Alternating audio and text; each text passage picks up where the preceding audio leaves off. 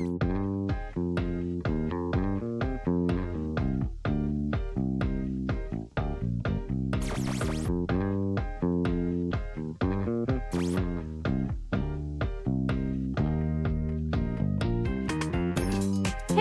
streaming through a hole in time and space. Who could it be but Shmuppy? We're also streaming to you in front of a live YouTube audience. Welcome to Humans and Humanoids to the premiere of Breaking Bread, the show where we invite streamers and content creators to share a snack, kick back, and talk about the things that really matter in life. Tonight, our exciting inaugural guest is Cato Koziet, a real live Tengu from the realm where souls rest between life and death. Welcome. Hey. Oh yeah, it's a pleasure. This is our first time getting someone corporeally through the hole. That's so exciting. Why don't you tell people a little about yourself and where they can see you?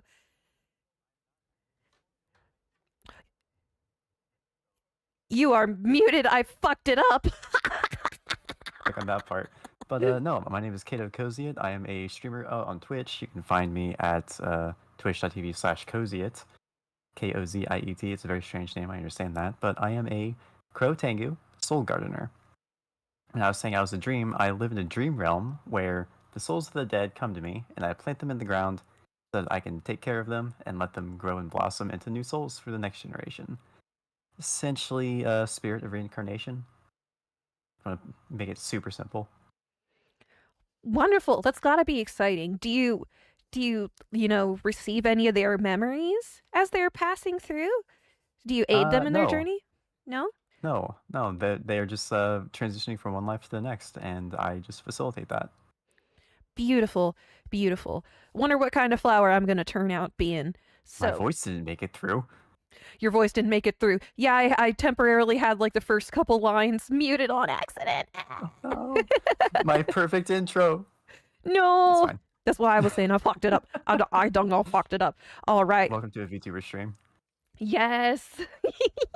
It's Shmuppy Duscuffy, even with all my preparation. So what snack have you brought for us today? Today, for me, I have this amazing caramel flavored chamomile tea that I've been sipping on for the past few hours. It is delicious. It's not really much of a snack, but I don't actually kind of snack. I don't really snack. Wait, don't snack? I don't snack. Oh, do you not eat food? No, I don't have a body. Oh. I'm a dream. Where does the tea go? Oh, and you just sort of sit and hold it in your hands and you just sort of smell it, smells good. Huh? It's aromatherapy. But then, interesting. I'm really surprised. Yeah. Episode 1 of the Snacks with Friends. Friend that doesn't even snack. Friend doesn't even snack. Don't worry, everyone. I've got snacks enough for all of us. I have brought a lemon and violet flavored pound cake. I chose the violet because it reminded me of you, Cause. And I think it would pair lovely with tea. So, hoping that you have some frame of reference for us to share with this, it's time to move on to the questions and personality section of the show. So this is going to be our food-centric questions and everything else. So you ready to start this thing, everyone? I know I am. Awesome. So first of all, my question for you is, should butter be room temperature or refrigerated? Oh, see, the only time I've ever had room temperature butter is when I went to restaurants. They had the butter in the little mini tin packs for rolls. Oh. I would say room temperature butter is pretty good because it's easily spreadable. Otherwise, you just sort of tear up the bread. Yeah, I agree. You can totally eviscerate the bread. And that answers my next question. Do you have a butter dish? Which I suppose you don't if it's not being kept at room temperature. There's some really pretty ceramic ones out there. So yeah, if you open up your refrigerator door, you always have that little butter alcove. Well, mine does anyway. We have a butter dish in there with the butter in the fridge door. So my butter that I use is refrigerated, but it is also in the butter dish. Oh, a well-protected butter. Nothing getting in. No lint or stray hairs. Yes, the sequestered butter in its butter tower at the top of the door. Um, next question. Uh, Oh, That and yes. Blake brings up quite a good point. Salted butter can be at room temperature. I don't use salted butter, so that's probably why it's in the fridge. Oh, really? I didn't know salted. Does it depress the melting point, the added salt? That's I interesting. Because don't know. chemistry, mixing things together, this is my little chemistry insight. See, we ended up tying chemistry back into it. Is that, yeah, you can, just as you can depress, wait, yeah, you can depress the freezing point. Huh. No, that makes sense because the salt is in there in the network. It's going to melt lower. I don't use salted butter. I like to add the salt manually. So I never knew that. We've learned something today. We have learned something. Look at that. It's only been 5 minutes. Yeah. Okay. So on another sciencey subject, does cilantro taste soapy to you? Yes, I think it does. It's been a very long time since I've had cilantro. Oh wow. They say that's a genetic factor. I'm lucky that I heard yeah. 25% of the population has that gene, I Or think. yeah, and that Maybe. it's concentrated in South Asia, which is fascinating to me because a lot of South Asian cultures, like Vietnamese cooking, comes to mind that they do use cilantro, despite the fact that a good part of the population is perceiving it that way. It's fascinating what humans Maybe do they for just like food. the clean taste. Maybe washing me and my mouth. Okay, I see so you saying.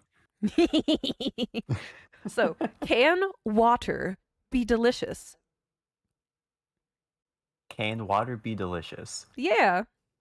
You tell me that you've never been thirsty and then gotten a nice glass of cold water and like slated your thirst and you did not immensely enjoy that glass of water. Oh, I immensely enjoyed that glass of water, but I have had people tell me to my face that water cannot be delicious. So Well, those people are wrong. those people are wrong indeed. Checking that off.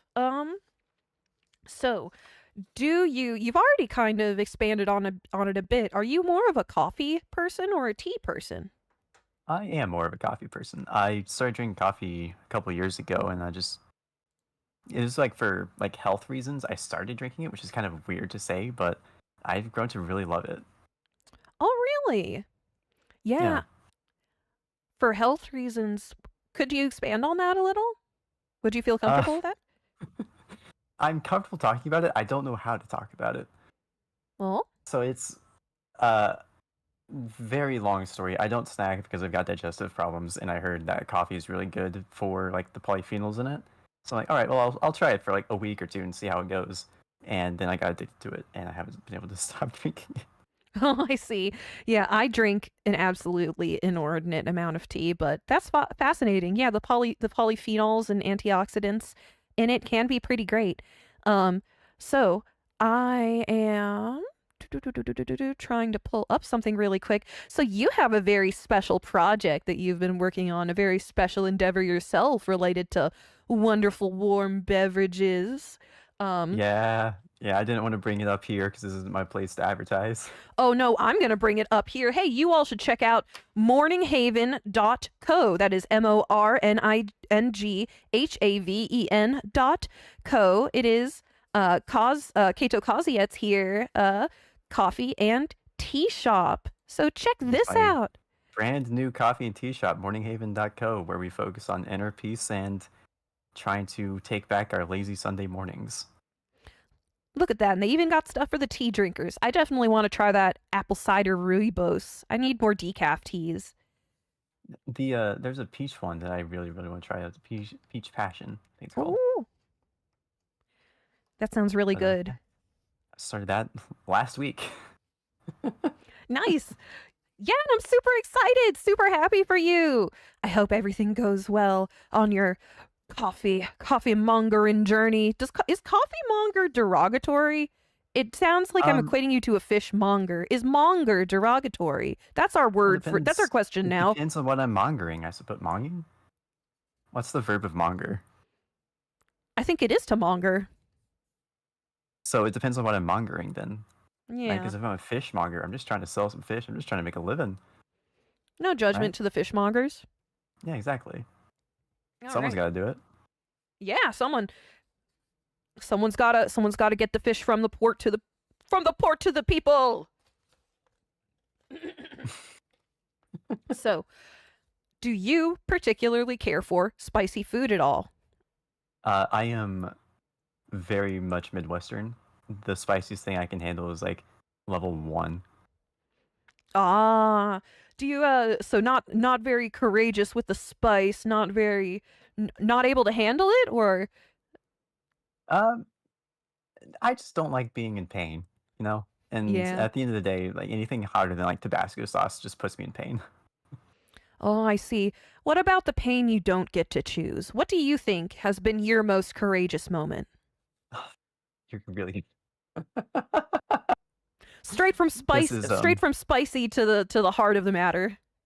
um yeah, this is going from like 1 to 100. So I spent, if we're talking about pain, I spent about 5 years of my life, maybe not 5 years, about four, with some very serious health problems. And one of those problems that we learned after multiple years is that I was essentially having heart attacks every time I would try to eat anything Whoa. because of closed arteries in my diaphragm.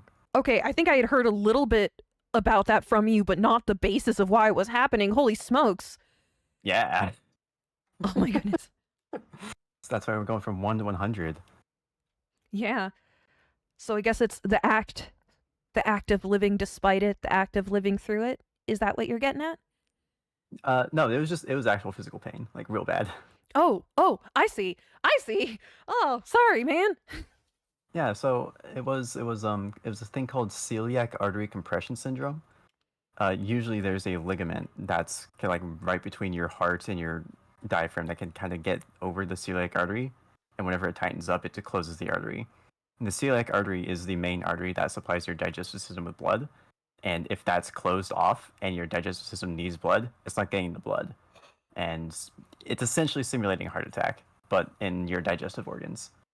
Oh, I think I understand. That's why celiac disease is called celiac disease, isn't it? Well, celiac disease has something to do with gluten, not with the artery itself, but yes, Oh, interesting. a little bit. Oh, well, man, you've been through a lot and you seem to have come out an incredibly mellow and patient person for it. Yeah, Yeah. yeah, I would say so. That's like very tip of the iceberg with this story, and there's a lot of like doctor mishaps and negligence and all that sort of stuff too. But you know, it is what it is. You don't get to choose some pain, and so you just gotta deal with it. Indeed. To endure despite the pain is courage. And speaking of courage, something awful courageous that you do frequently is streaming. You know, not everyone streams. It takes a lot. What got you into streaming? How long have you been doing it? I started streaming, oh, geez, back in 2016, I want to say 2015, 2016. So I've been doing this for a decade. Whoa.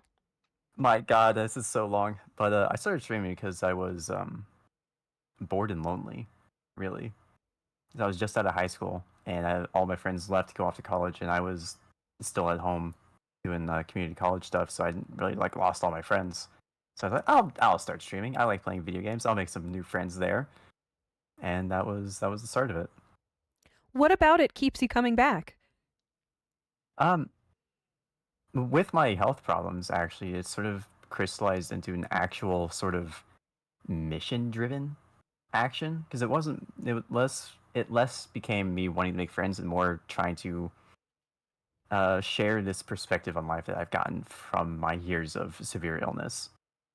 That you're kind of seeing the tip of the iceberg here with my mellowness and my calmness, That's right? really cool. So if I'm hearing right, you feel at this point in your life you've got something to say, you've got a platform to say it, and that people's lives will be improved by hearing it. Am I reading this right? Well, I don't want to like come off as a preacher or anything like that. Like I'm on like a soapbox, but I have gone through something in life where I have learned something from that, and now if I feel like I can share that lesson with other people without them going through the same pain I did. I see. I think that's incredibly noble and strong, and I think it's even you say you don't want to frame yourself as a preacher. As if the mission behind this, you seem to be leaving it a bit more passive, like, oh, it's in the hands of the people if they want to receive it, but still trying and getting the words out there is like everything. Like to keep talking, to keep communicating. Language is all that humans have to interface between each other's brains and thoughts and emotions, really. So, I mean, Yeah. yeah. And I can sit here and talk about it, but it's not up to me to decide who gets to have a takeaway from it. It's up to each individual person hearing me, right? Yeah. If you So, speaking of things to impart, if you could impart one meal, one food, one awesome flavor you've experienced, or a tea or coffee, like just hand it to everybody in the world, let everybody in existence try it.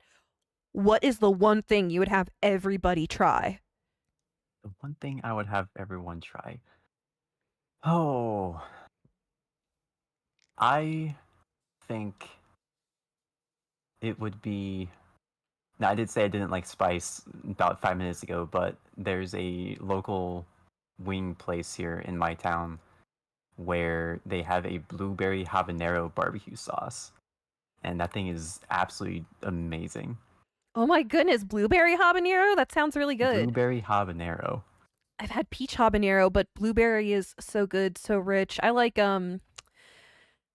man, now I'm craving blueberries in all of its forms and applications.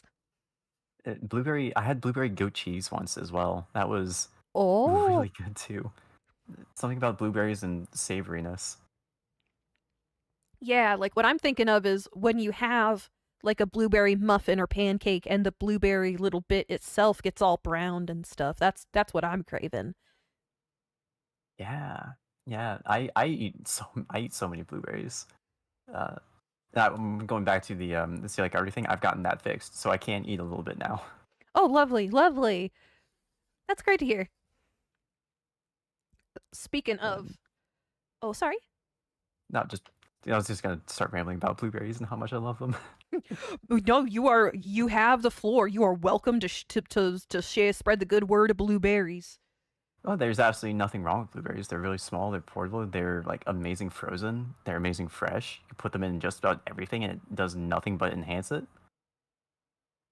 Salad, yogurt, barbecue sauce, uh, cheese. On Somehow, salad. I never thought of it on salad.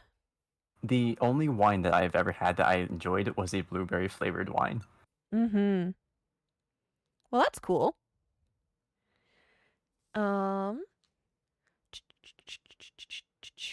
so if the blueberry habanero is the food you'd like to share with everyone, is there a meal that you've had that you know for a fact you will never get again? Either the restaurant's closed, the person who made it is no longer with us, or it's just uncommon, or say like a discontinued cereal. Do you have a meal that, you kind of lament the fact that you'll never get to have again?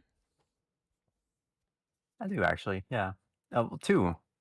Both are connected to stories. The first one Oh. was my aunt's homemade mac and cheese bake, and I don't know what she did with the cheese, but it was heavenly. And back when I was like 8, 9 years old, you love mac and cheese. This is like gourmet mac and cheese with those like crumbly breadcrumbs on top that get really crispy in the oven. Oh yeah.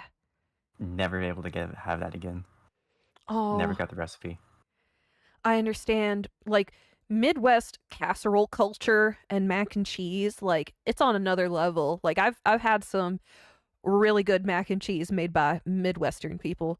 It's Oh like yeah, it's like you all got casseroles and noodle dishes, noodle bakes completely cornered.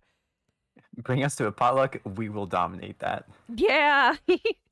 I guess you could say it. Would you say the potluck itself is a part of Midwestern culture?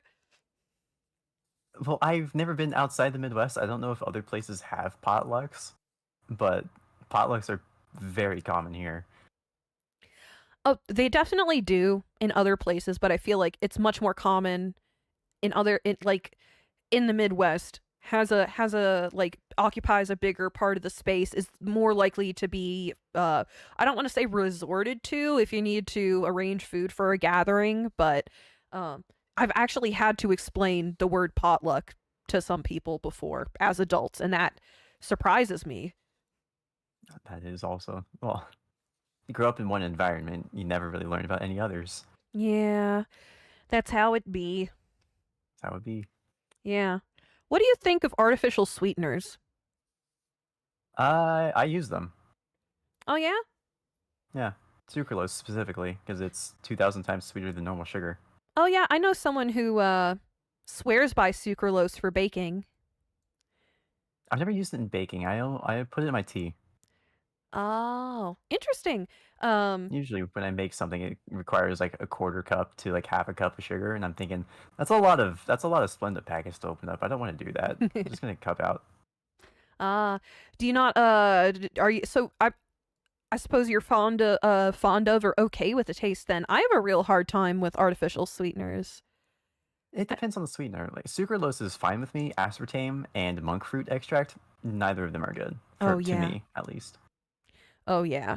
And stevia I can put up with as long as I'm not also eating something that's sweet or has a sauce that's got sugar in it, because whatever is in stevia, it or a lot of these just bind to the sugar receptors on the tongue, I am thinking, and just block it from actually picking up sugar. So if it appears elsewhere in the meal and you're having a glass of it, I just think it clashes.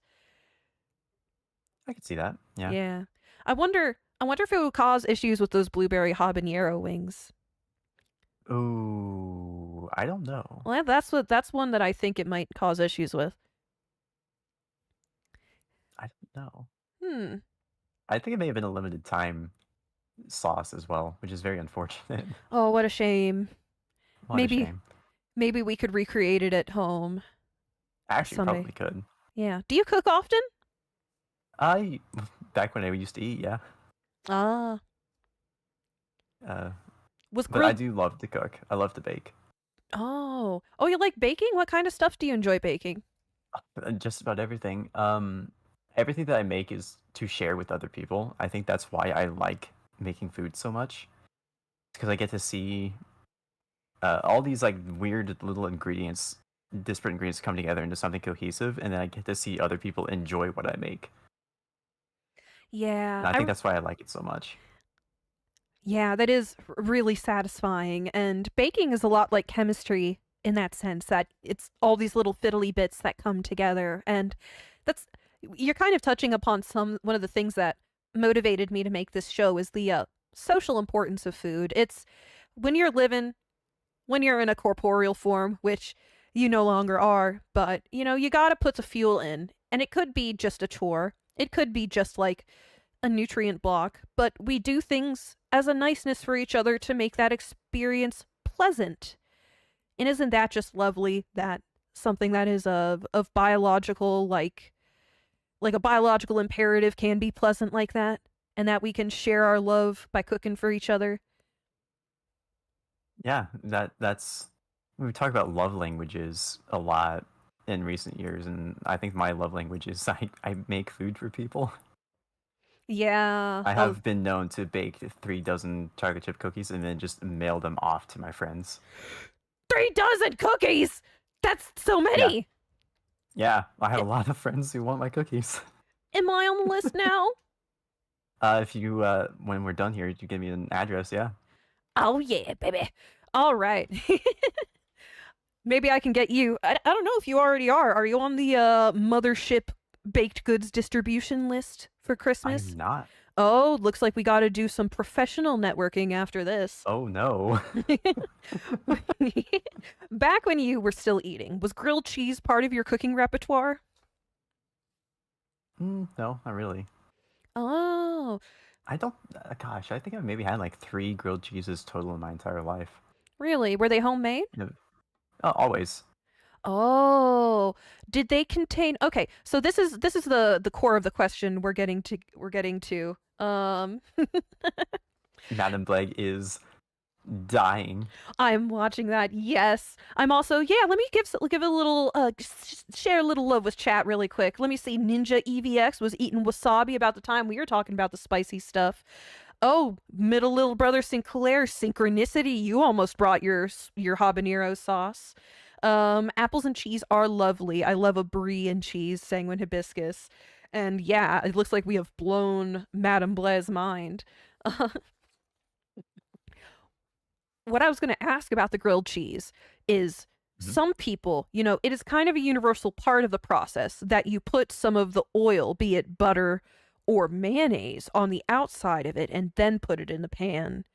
So I was wondering, had the grilled cheeses you've had in your life, did they contain mayo? Did they contain ham or any extra stuff? Well, I no, it's just the cheese. It's just the grilled cheese. It's just the bread and the cheese, and then I'm pretty sure we use butter. Pure cheese. The pure cheese. But you can use different kinds of cheese. My dad is very simple in his taste. He only uses Kraft American singles. But Ah. whenever my mother makes grilled cheese, she always gets like the smoked Gouda with the sharp cheddar and the halloumi or whatever other kinds of cheeses she wants, and she makes like a four cheese sort of sandwich. Halloumi, Gourmet. fancy. May not be halloumi, but that was just the thing that came to my mind. Yeah.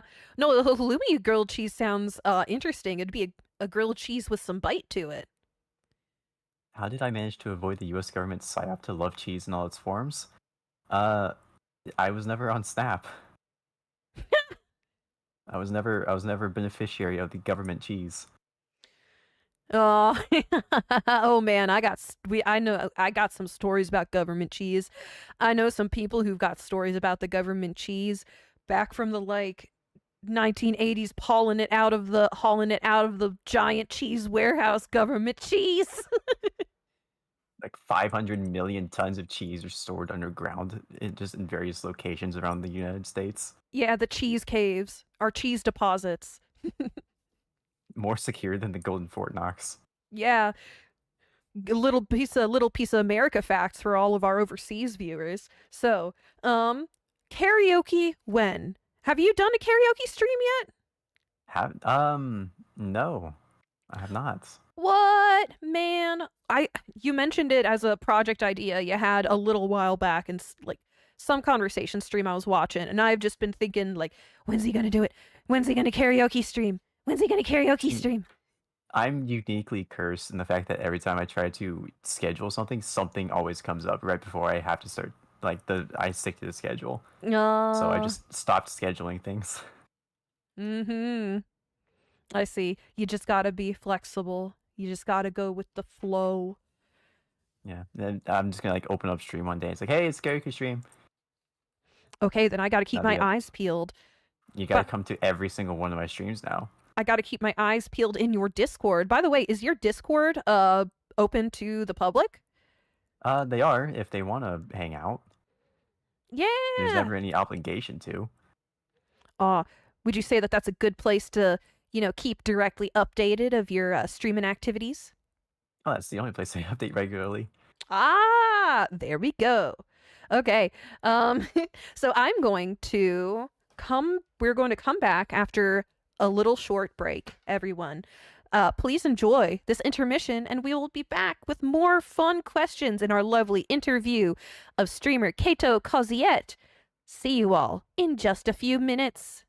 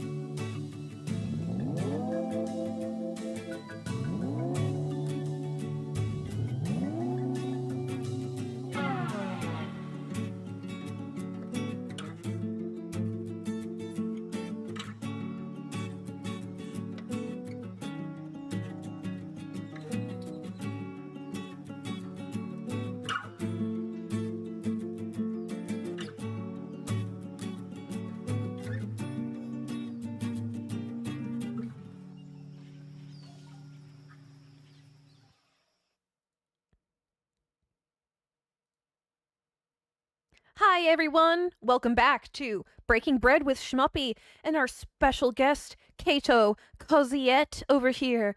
We are resuming after our brief little intermission. You all ready for part 2 of the interview?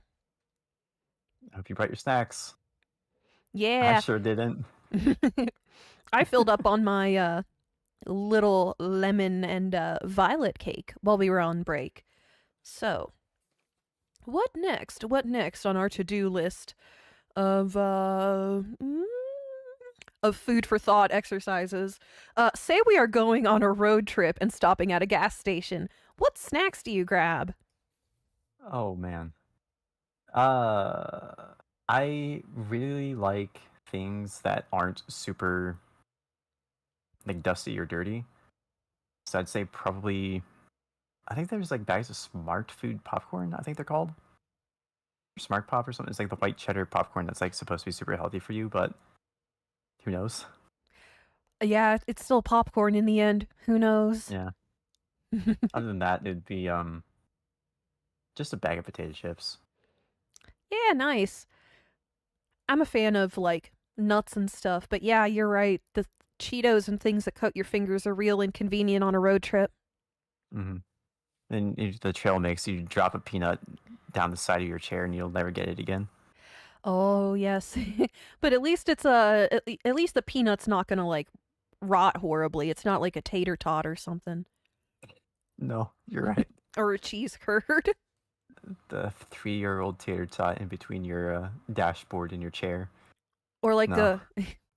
have you observed the phenomena that like McDonald's fries don't seem to decay or age when left in the bottom of a car? A McDonald's fry hasn't survived for that long in my presence. Okay, that's good to know. You're a fan of the fries. I don't know. I love the fries. I'm not a fan of their fries since they took the beef tallow out of it. Yeah, I could see that. Yeah, And it just the oil they get cooked in is really imparts most of the flavor. yeah. Bojangles, the fried chicken chain, still uses that kind of oil, and I like their fries. Don't have a Bojangles around here. Maybe it's a southern thing. Probably is. Do you have a Rallies? Oh no, it's Checkers around here. Same thing. Their fries are amazing. Ah, Their seasoned fries, the best fries. oh my gosh, have you ever been inside of one of those? Have you ever? No, I mean, you wouldn't have any reason to. absolutely no reason at all. Okay, but it's horrible in there. I once worked at a place where I had a coworker who used to work at a rally slash Checkers, and this place we worked at was like an ice cream shop. Thank goodness it didn't have fryers because the lady, like our first shift together, she walked in, she looked around, and she said, "Wow, this is smaller inside than a Checkers. How is that possible?" Man, we were elbow to elbow in that ice cream shop. Oh, I bet. Yeah. Do you like mint chocolate chip ice cream? Yes. Ah, yes, team mint chocolate chip. Mint chocolate chip anything is like my favorite flavor. The Shamrock Shakes from McDonald's. The Arby's has their own mint chocolate chip that I love. I usually Lovely. try to get at least one every St. Patrick's Day because that's the only time they're available. Oh, really? Oh, the Yep. Shamrock Shake or the minty thing? The chocolate. The both are the minty thing. Duh. The To be Arby's fair, thing. they're both basically the same thing. Yeah. So The I try to get one. the only time I've ever been disappointed was I think there was one time I got like a mint chocolate chip flavored thing. It was not mint plus actual chocolate. It was both menthol and synthetic chocolate flavoring in like a soft. I remember what it was. It was a saltwater taffy and it just didn't work right. No, saltwater taffy. I don't do taffy at all. Oh, really? Yeah. Oh, is it texture or flavor? It's this weird. It's this weird thing where it's like it's like chewing gum. So I'm thinking I can't swallow this. It's going to get stuck in my throat, even though I know it's sugar and it sort of just dissolves in your mouth. But I just I, have that thought in the back of my head. It's like I'm going to choke on this if I try to swallow it. I never So I thought of just it can't that eat way. it. I never thought of it that way, but then again, I'm I'm one of those people who chances it on swallowing gum every once in a while and like Maybe someday I will pass a massive bolus of coalesced gum that my body couldn't digest. You swallow gum. Yes. You are an alien. Yeah. Yeah, you ever been so hungry and you think, man, I'm already chewing gum. It's not going anywhere. It's not gonna hurt anything. I may as well put it in my just put it in my stomach. Maybe it'll relieve the hunger pangs for a few seconds. Yeah, I am only 3 melons high, so like one bite of gum gets me pretty far. That is fair, yeah. So, next question. Have you ever had such bad service at a restaurant that you refuse to go back? I no. I don't think I've ever had bad service at a restaurant. Whoa, blessed. That's crazy. No, if you treat people well, they'll treat you well. I know, right? Oh man, that's really great to hear. I've had some bad things. I've had some bad service, but I've never taken it out on the employees. I've never gotten angry. I just left with my wrong order or whatever. Like a lot of the bad service I've received chalks up to it was shift change. Your order got handed off to somebody else, or a manager came and like directly messed with things, either to guide someone or them trying to coordinate the shift change or something. Like the worst food service I've had in my life was just when like communication broke down. Okay, so I misunderstood what you meant by food service. I took that as my waitress at the restaurant I'm sitting down at was rude to me. Oh, Not they messed up my order, which has happened, right? And it's just yeah. something that does happen. But no, Well, I don't consider that bad service. I just consider that a mistake. And it's only oh, bad service if they refuse to fix it. I see. So that's your no, that's interesting. We've uncovered something different. I think we do draw like our standards are a bit different for that. But yeah, Yeah. I don't think I've ever been treated unkind in a restaurant ever either, if that's how we're talking about it. I think if that's the definition we're using. If we're using the definition of I didn't get what I was expecting, yeah, that's happened to me. But Well, it is what it is. this is not the schmuppy interview. I'll keep this brief, but the case that I had in mind, um they gave me my food. They remade my order for me like twice, and both times it was not the thing that I wanted. Like completely different menu items. Okay, that I don't understand how that would happen. I I Me either. You sound upset by that. Me either. I'm trying to think of how it could happen. Okay. Speaking of, I left and just kind of, was like, "Oh, water off a duck's back. I'm not going to eat this thing. I'll give it to someone." I'm not like a crazy person who's going to like take revenge or something. Some people say revenge is a dish best served cold. Do you think revenge is worth dishing up at all?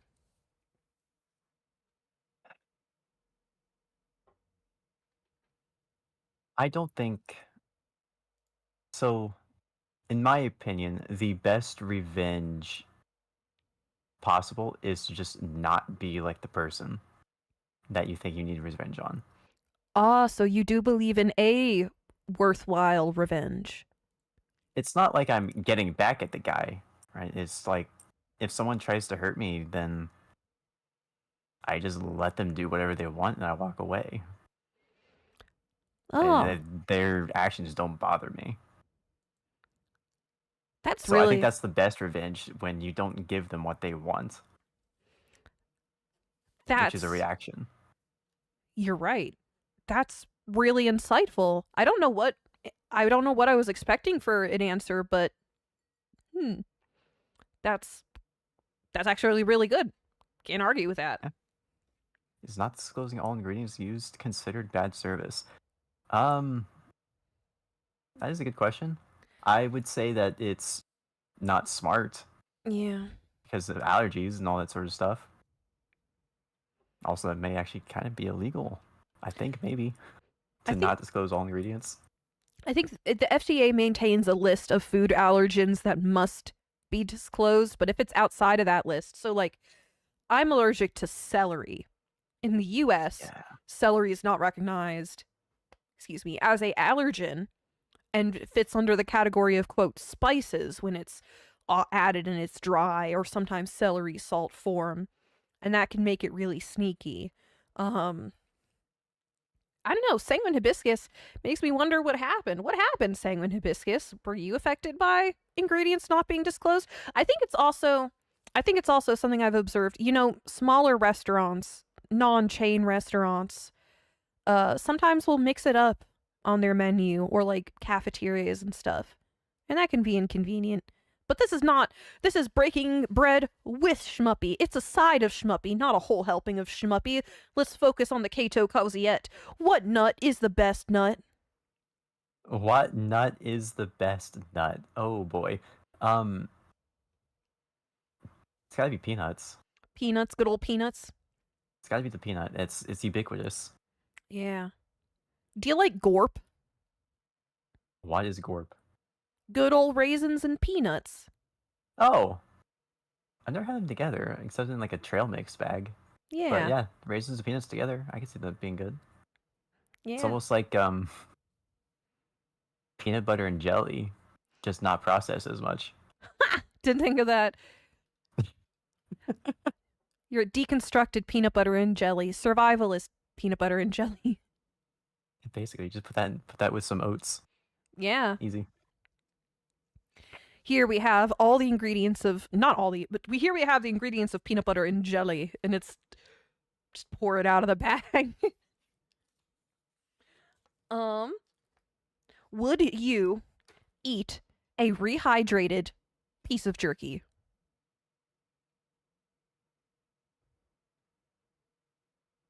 I'm intrigued by this idea.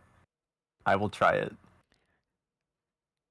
Because I'm curious if jerky can be made meat again. I'm also curious about this now. My noggin is jogging now. Perhaps we need to follow up with a jerky rehydration experiment. I think we do. Comparing jerkies when reconstituted. Just get some Jack Links and just drop it in a tub of water, see what happens. Yeah. Compare shreds versus the teriyaki nuggets. Little things like that. Chips wise, nacho cheese or Cool Ranch? Hmm. Hmm. Hmm. Hmm. Depends on what I'm feeling. So you're 'Cause not I the can kind I of can go either person. way. So you're not the kind of person who always reaches for one flavor first. No, I'm not. The variety is the spice of life, and the spice on the chip is the variety. The spice on the chip. Oh, I consider it a spice. I'm gonna get my hands grody with Dorito dust and then track it on some things. And when somebody I can't, asks me what's up with that, and I'm like, hey baby, it's just the spice of life. can't do that. I touched electronics all day. I cannot have anything on my fingers. It just gets everywhere at that point. Oh yeah. I just had to clean my keyboard recently. I just like shook about like I don't even know how much cat hair. Speaking of keyboards, what's your favorite piece of streaming equipment?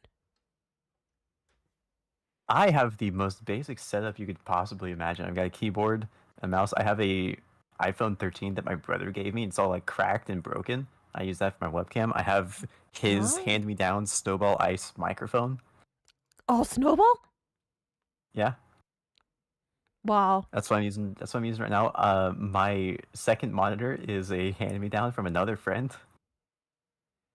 I think Wow. most of my stuff is just hand-me-downs from other people. Oh, do you have any? So I don't really have a favorite.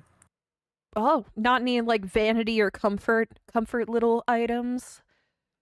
Um, not like a stream specific. I do have this little wooden tag from a local knickknack shop that closed down, but it's a little saying it's a little bent but never broken. I just have that hanging on my microphone stand. Oh, that's really nice. I have something hanging off my microphone stand too. That's exactly what I'm getting at. That's lovely What is little yours? reminders. Oh, it's a may your wishes be granted swiftly omamori, so like the little charms you'd get from a Shinto shrine sent to me Mm, from a relative. right. Yeah. Let me catch up with chat just a little bit. Sanguine Hibiscus asks, the South boils its peanuts. How does that make you feel? I've never had boiled peanuts. I've heard they look weird. Whoa, you've never had boiled peanuts? I have never had a boiled peanut. They look real gray. They're interesting. The peanuts really soften up like a bean. Uh, it sounds interesting. I think I will withhold my judgments. All right, if you ever come to the South, we're stopping by a gas station and loading you up with boiled peanuts. And if you don't eat them, Oh, I'll eat them. you take me straight to the next Buc-ee's. So also, Madam Bless said, yeah, dried beef is rehydrated and made into chipped beef. So that's what dried beef is used for. No, like I was in the grocery store and somebody pointed out canned, like bottled, sliced, dried beef. And I was like, what does it even go into? And that person was like, oh, you just snack on it. You just eat it. And I was like, for real? But no, a recipe that actually specifically uses the dried beef? Fascinating. Also, hello, Keen Ices. Welcome to the chat. This is my buddy, Cato Koziet. He streams on Twitch. Hello, hello. Yeah. We are hashtag blessed with a lively chat today. We are in the final 10 minutes, so I'm gonna go rapid fire really quick. Have you ever grown your own vegetables or herbs? Yes. Oh, if you had to give up, okay, now this one's okay. I say rapid fire, and then I find a question that I really want to ask, but is going to drag us to an absolute halt. Okay, Let's do it. Head scratcher. Let's get philosophical. If you had to give up one particular starch for the rest of your life, and I'm talking broad categories, what starch would it be? And we are generally defining this as like pasta, other noodles, potato, rice, wheat. Like if you had to sacrifice one starch, what starch would you say goodbye to forever? My mother is gluten-free, so we've already essentially sacrificed wheat. So I would pick wheat. Not much of a head scratcher, was it? you always surprise me either cutting straight to the chase with a simple answer that I don't expect or actually finding the hidden depths in things. Okay, rate them from best to worst. Hamburgers, hot dogs, or pizza. Okay. Oh, wow. All right. This one's rough. So my rating here is going to be personal enjoyment. Mm-hmm. It will be pizza as number 1. Uh-huh. And then I think I'm gonna put hamburger as number 2. And then hot dog is number 3. Yeah, I think you could do a lot more with hamburgers than with hot dogs. Oh yeah. I mean, I've had some good topped hot dogs, but just I'm not a fan of the texture. Yeah, I feel that. I don't like the vehicle of the long thin thing that I have to put in my mouth. the hot dog, not a fan of the hot dog platform, the sausage delivery method. Okay. That's not my favorite thing to carry around. Mm-hmm. How many Oreo cookies do you think you could fit in your mouth? Without chewing? Yeah, just at one time. Like 2. That's not very much. No. Man. I will not elaborate. Call me big mouth, but I could fit at least like 5 of them little shits. Have you ever eaten cat or dog food? Not to my knowledge. Somebody may have secretly fed it to you though. Maybe. I don't know. We did have a dog when I was a baby. I may have accidentally gotten into the dog food back then, but oh my gosh, I'm pretty sure there was a case when I like crawled up to a cat food bowl and ate the cat food when I was little, and I at least ate it deliberately at least once. But even before that, like I didn't consider the baby factor. and that's where my mind goes. Knowingly, never had it. But as a baby, so as a child, did you eat glue or crayons or anything? I don't think so. Uh, I never ate dirt either. oh, really? Yeah. I ate all of I've those always things. I've always been very, very clean and conscientious when it comes to that sort of stuff. Oh, I ate all of those things like a little freak. Um, That's what's wrong with you. yeah, it's all the glue and crayons I ate. Stunted my growth, cognitively as well. Do you, if, okay, if you had if you could wipe all your memories of a meal and have that meal like for the first time again, what meal or food would you want to have a complete reset and enjoy for the first time again?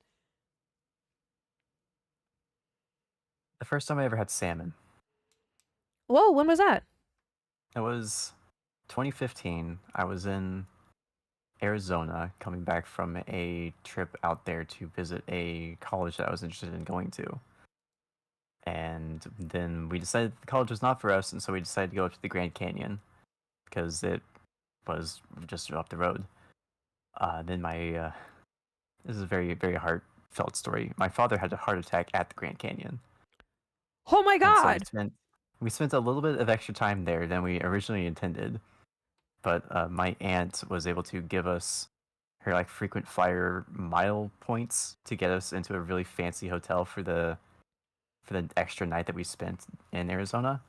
And in that restaurant, they had a blackened grilled salmon with some kind of roasted potato that was absolutely divine to have.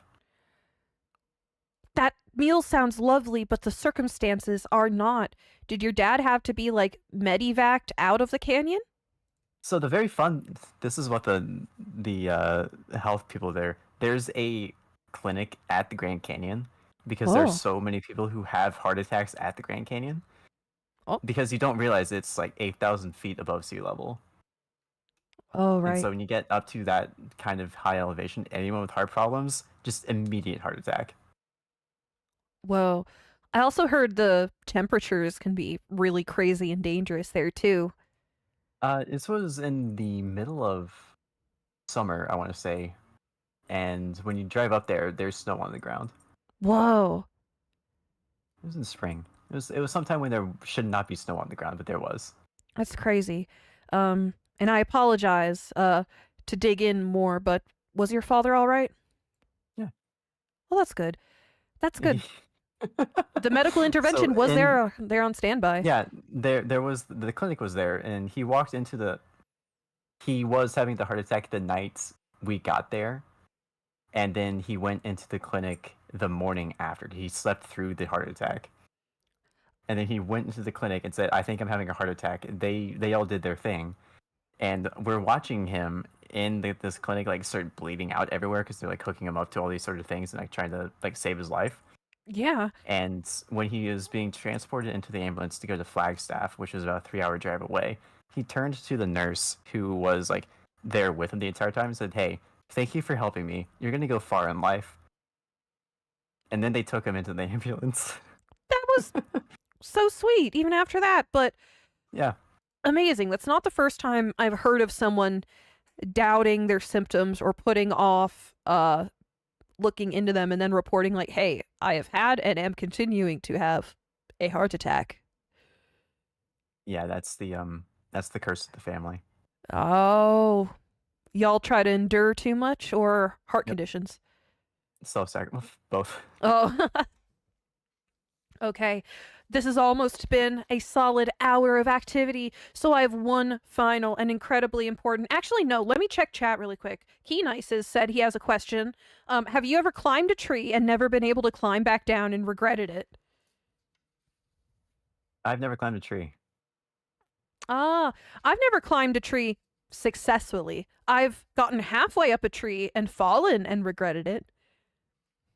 You regret the fall, never the climb. Yeah. So the final question, incredibly important, and all of my Mhm. viewers know. If you were served a dessert of a slice of cake with a scoop of ice cream on top of it, you consume this that has been sealed. Oh, I see you, eyes shut, picturing my ice cream and cake. Would you say that you have been served one dessert or two desserts? Well, when you get the entree of like the steak and the potatoes and the asparagus, do you consider that three separate meals? The three Heck separate no. entrees? Yeah, it's Heck just one no. dessert. Correct answer. I'm not going to have to look. This episode's not going to end on an explosive note. So that's a Oh boy. wrap here at I Breaking Bread. survived. Yeah, you survived Breaking Bread with Schmuppy. You need to get a Let's T-shirt. go. I survived Breaking Bread with Schmuppy. All right. So thank you, everyone. This is a wrap for our show. Thank you for tuning in, everyone, past, present, or future, and wherever you are in space and time. We bid you peace and glub. Don't forget to check out Cato Koziet on Twitch, everyone. Bye bye. Bye bye now. Peace and glub.